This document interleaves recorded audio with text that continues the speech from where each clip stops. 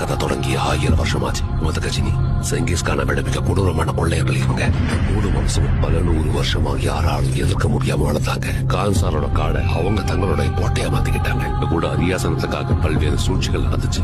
உங்களுக்கு சொல்லிடு, நான் வந்துகிட்டு இருக்கேன். சின்ன வயசுல இருந்தே தேவரா சொன்ன கதையெல்லாம் கேட்டு வளர்ந்ததாலேயோ என்னவோ இந்த மலையை பயமுறுத்துறதுக்கு தேவரா உயிரோட தான் இருக்கானுங்கிற பெரிய கதையை எழுந்துட்டான். ஒரு பக்கம் அரியாசனத்துக்காக மொத்த கான்சாரும் யுத்தத்துக்கு தயாரா இருக்காங்க. ஆயிரக்கணக்கான சௌரியங்கர்கள் அரியாசனத்தை எரிக்க தயாரா இருக்காங்க. ஆனா தேவா அதே அரியாசனத்தை வர்தாக கொடுக்கறதா வாக்கு கொடுத்திருக்காங்க. ஆனா அங்க ஏற்கனவே ஒருத்தன் தன்னோட கால் தரத்தை பதிச்சுட்டாங்க. அவங்க யாருக்குமே